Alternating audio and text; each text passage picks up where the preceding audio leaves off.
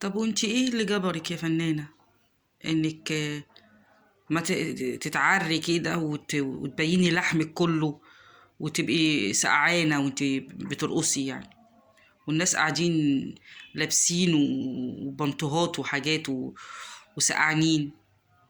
طب ما تستري نفسك. يعني ايه اللي جبرك غير ان شغلانتك الرخيصة اللي جبرتك عشان الفلوس؟ عشان الفلوس، وفلوس تبقى وفلوس كتير يعني. يعني انت ممكن كنت تشتغلي اي حاجة تانية، فطبعا اي شغلانة تانية مش هتجيب لك الفلوس اللي بتجيبها الرقاصة. فانت دلوقتي طالعة تقولي احنا بنشقى وبنتعب وكنا بنبقوا سقعانين وبتاع ومتلجين، ومحدش جبرك انك تقلعي. في 100,000 شغلانة محترمة تبقي لابسة فيها، ما تبقيش قلعة. وبعدين يعني ربنا يبارك لك، ربنا بيبارك لك في الفلوس عشان انت بتشقي.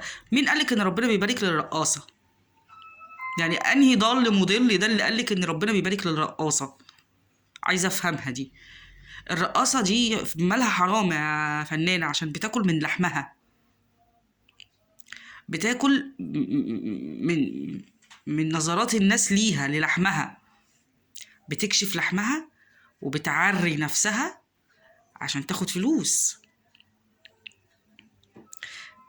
تبقى بتاكل حرام.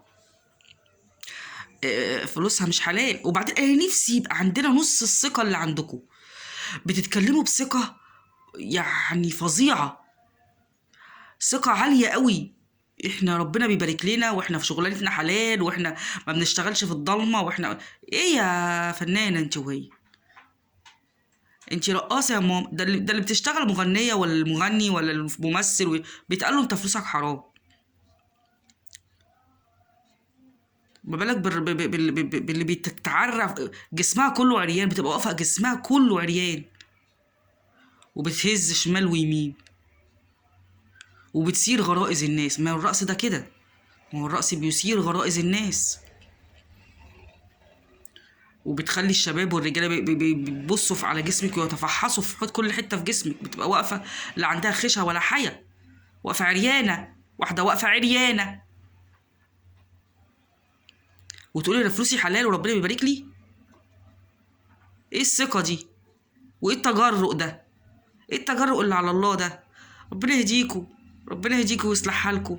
والله انا نفسي ربنا يهديكوا، نفسي كده الواحد يقوم ويصحى يلاقي ربنا هداكم واصلح حالكم لاني اللي انتوا بتقولوه وبتعملوه ده اخرته وحشه، والله اخرته وحشه ليكوا،